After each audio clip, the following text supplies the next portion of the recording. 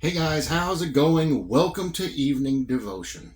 Tonight we're going to be reading out of 1 Timothy 3:16. It received up into glory. The whole verse says, and without controversy, great is the mystery of godliness. It's a mystery, and there's no controversy because it's a mystery. I mean, how can we have any kind of division on it? It's his mystery. It's not for us to try to dictate how it's going to play out. He's the one that does that. Great is the mystery of godliness. Godliness in who? In us. In him. In Jesus Christ. Because this verse is about him. God was manifested in the flesh, justified in the spirit, seen by angels, preached among the Gentiles. I like that preached is capitalized. Believed on in the world, received up in glory. Let's go up here. This is the end of 1 Timothy 3. We might be able to go past. Okay. So we have to start in verse 14. We'll go to the next chapter and see if we can find anything else as far as the context goes. The mystery of godliness. These things I write to you, though I hope to come to you shortly. But if I am delayed, I write so that you may know how you ought to conduct yourself in the house of God, which is the church of the living God, the pillar and ground of the truth. He's not talking about a brick and mortar building. He's talking about the body, us, all of us that believe. And without controversy, great is the mystery of godliness. God was manifested in the flesh, justified in the spirit, seen by angels, preached among the Gentiles, believed on in the world, received up into glory. And then he goes into a different topic, so we'll stick with what we got going on here. Whoops. Go to the devotion. We have seen our well-beloved Lord in the days of his flesh, humiliated and sore vexed. For he was despised and rejected of men, a man of sorrows and acquainted with grief. He whose brightness is as the morning wore the sackcloth of sorrow as his daily dress. Shame was his mantle, and reproach was his vesture. How interesting that instead of the Lord going into the heights of mankind, to be more like man, he went to the very bottom. He became the least among us, even though he was and still is the best among us. He was beyond us. But he became the worst among us in order to be able to sympathize with us. Yet now, inasmuch as he has triumphed over all the powers of darkness upon the bloody tree, our faith beholds our King, returning with dyed garments from Edom, robed in the splendor of victory. How glorious must he have been in the eyes of seraphs, when a cloud received him out of mortal sight, and he ascended up to heaven. Can you imagine what that must have been like? After everything that happened, and all of heaven watching, and when he arrived, what must that have been like? Jesus left the Son of God. He came back the Son of God times a million, eternal. Because he had done something that nobody else could do.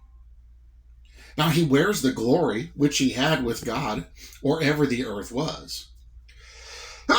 Excuse me.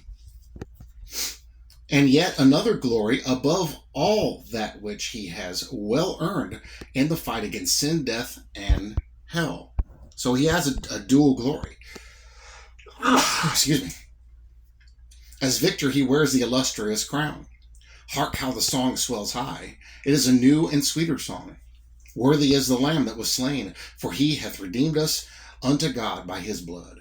He wears the glory of an intercessor who can never fail, of a prince who can never be defeated, of a conqueror who has vanquished every foe, of a Lord who has the heart's allegiance of every subject. Jesus wears all the glory which the pomp of heaven can bestow upon him, which 10,000 times 10,000 angels can minister to him. You cannot, with your utmost stretch of imagination, conceive his exceeding greatness. That's truth. Yet there will be a further revelation of it, when he shall descend from heaven in greater power with all the holy angels. Then shall he sit upon the throne of his glory. Oh, the splendor of that glory! It will ravish his people's hearts. Nor is this the close, for eternity shall sound his praise. It hasn't. We haven't hit eternity yet. He's always been eternal. We haven't hit eternity yet. Eternity starts after the great white throne judgment, when New Jerusalem comes down. Then eternity starts. Truly starts.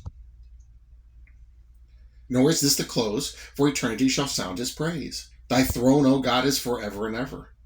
Reader, if you would joy in Christ's glory hereafter, he must be glorious in your sight now. Is he so? Is the Lord glorious in our sight? Of course he is. Absolutely he is. More than ever before. That's pretty much all we've been talking about in one way or another in almost every single video that I've done. The glory of the Lord is beyond comprehension. It's beyond our perception and our understanding. When we get to heaven, then we'll see. Then we'll understand. Then we'll know. There are some things we're just not going to know. They weren't given to us to know. They're only for heaven.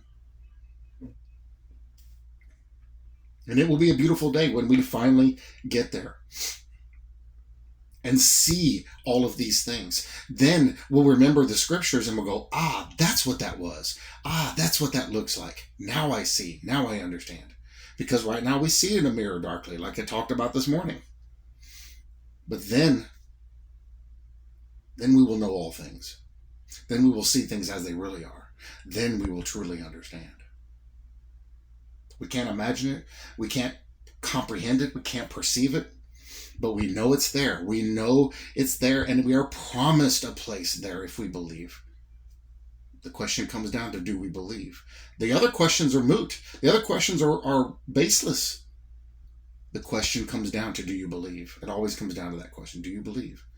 We can prove everything else. It's already been proven time and again. There is no more debate that can be had. None at all. There's no more debate about any of these things. I scarcely don't even want to get into it anymore with anybody, because it's already been hashed out. It's easily proven. Couple of quick searches, boom, there you go. How do you know that's true? Well, let's hop a plane and go look for ourselves. Let's fly over there and go see. It's already been done. It's all been finished. Do we believe? Do we want to receive that free gift? For those of us that believe, we have. For those that don't, they've got to make a decision. And they don't have a lot of time left. They better hurry up. The rest of the world had better get it. Those on the fence had better figure it out. Well, maybe someday we'll sit down and talk about that. You might want to make that decision sooner rather than later. Things are changing rapidly. We don't know when the Lord is coming. We don't know when everything is going to change. We don't know exactly when the tribulation is going to start. But I'll tell you one thing we do know, beyond a shadow of a doubt, and more people in the Christian community are realizing this. Those that are teachers and scholars and pastors, they're realizing this. They're coming to that place where they're realizing, at the most, we might have 10 more years. Not 10 more years before the rapture, but 10 more years before everything is finished and the millennial reign starts. At most. Some people go on the outside of like 2074 or 2070, say. That would be the furthest outside, and it would be gaps in between. That absolutely doesn't mean the rapture will happen then. That goes outside of what a generation is. But here's the thing. A lot can happen in a short time.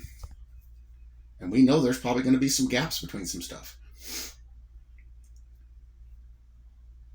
If I can look down the line, I can look at documents and scriptures and prophecies, and we know they're true because the people that said them have been true about everything else. And we look at that and it says, okay, well, here's where your outside date is probably going to be. I'm backing up 7 years for the tribulation. I'll give it a few years for the prep for all those things. And then we got some other stuff that has to come into play, some wars and that, and the seals and all that stuff. You know, those seals could take anywhere from 9 months to 3 years. We have the rapture, what all that's going to bring. You know, there's a lot that has to unfold. The way I look at it, if you want to be sure, now's the time. Today is the day. Today is the day to believe in Jesus Christ, so that when the time comes, we will also be received into glory and not have to stay here and see those things that are going to happen here. You know, we would like to sit and think about, well, it's only 7 years, you know, they could survive. We know some people are going to survive. No, it's not just 7 years. It's all the prep time prior to that. Who knows how much that is? What about time after that? A lot could happen. And when I do the math, when I look, Adam to Abraham, 2,000 years, give or take a few years. Abraham to Jesus, 2,000 years, give or take a few years. Jesus to now, 2,000 years, give or take a few years, and then 1,000-year millennial reign. Well, what is that? That's 7,000 years. That's a millennial reign of rest, a Sabbath year, Sabbath millennium. And so I'm not going to hedge my bets on, I got a little time. I can go have some fun first. Today's the day. Now is the time to sit down and talk to the Lord about these things. Lord, what is this? Is it real? And if it is, I need to believe. I need to be saved. I beg you to forgive me so that I don't have to be condemned, so I don't have to go to these places. Get saved. Today's the day. Get saved now. Stand with Jesus Christ now. Because the church may be taken tomorrow. I mean, we're still in a time frame where it could happen. It could happen next year. Could happen the year after. Me personally, I think next 3 years, 25 and 26, 2025 and 2026. And this is just me. This is just from doing my own research in the Bible and looking at all these different things that are going on out here. Just me. It's going to happen sometime between now and then. And I'm talking about the beginning of 2026. On the outside. That's just me. I don't know. I can't say for sure because only the Lord knows. But just looking at the information we have, that paints a very clear picture. It starts to point very specifically now to a specific time frame. We're in that time frame. We are literally in it. And so if you're listening to this and you're on the fence, you desperately need to sit down and talk to the Lord about this. Go to the Lord, speak in your own words, ask Him. Because you may not have tomorrow. You see how quickly and how often people are dying out in public now? It's like every day is just for weird reasons. Don't be one of those who waits too long and suddenly it's their time to go. Don't be like the guy who had a big farm in the parable, and he says, I got all kinds of crops, I got money, I'll build a bigger barn, I'm going to save it all, and I'm going to sit back and relax, and I'm going to tell myself, self, you're doing great. And what is the response? You fool. You didn't know your life was going to be required of you tonight. What happened to all that stuff? Nothing. It did nothing for you. You sat back at ease, and it was a waste. You lost it all. We never know when our time's coming. We never know. There are people there was a family friend, his wife had died, and it tore him up pretty good, but he was out there, he was doing things, he was going around, and they were out there, they were doing some work on the tractor, and they got it done, and one guy got in a truck, was going to drive back, the other guy was going to drive the tractor back, and the guy started driving, he noticed he wasn't coming across the field, he drove back, and he's sitting there on the tractor, he walks up to him, and he was slumped over, steering wheel dead. As soon as he sat down in the seat, that was it. He was gone. That quick. No warning, no nothing.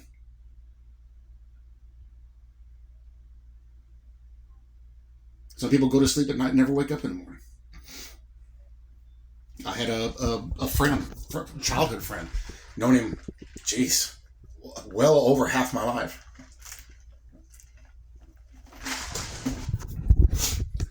$30 years old.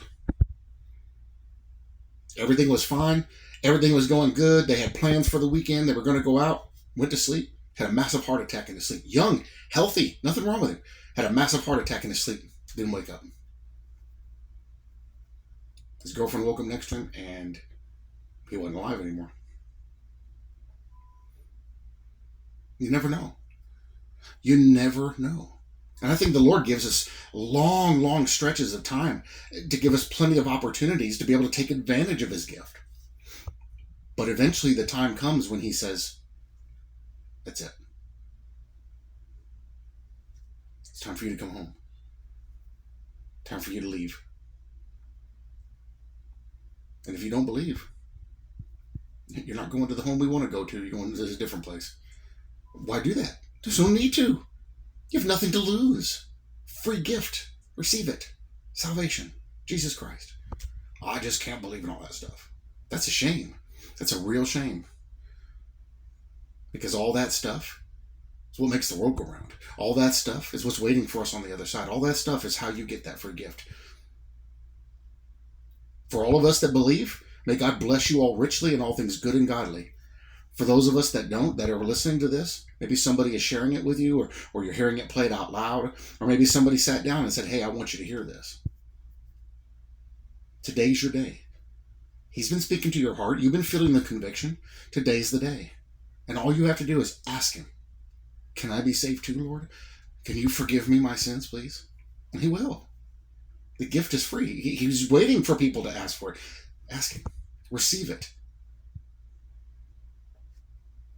And you will never regret it. Because you're going to start a new life, being born again. It's going to change your perception of everything you ever thought you knew. And what's even better is what's waiting for us on the other side is beyond our comprehension. And we're all going to be there together forever. Today's your day. Now's your chance. Don't wait till tomorrow, because it may not come. You may go to bed and wake up in a completely different place that you don't want to be in. For all those out there who are doing evil against the church, evil against the world, whatever it is, you got a day of reckoning coming. But you can change it, because that gift is for you too. For those that just refuse to believe, that gift is for you too. Drink the living water. Have eternal life.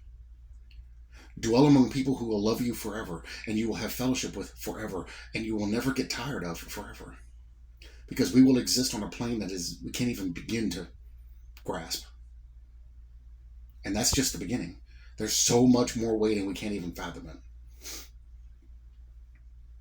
I love you all very much. I bless you all in Jesus' name, and I'll see you in the next video.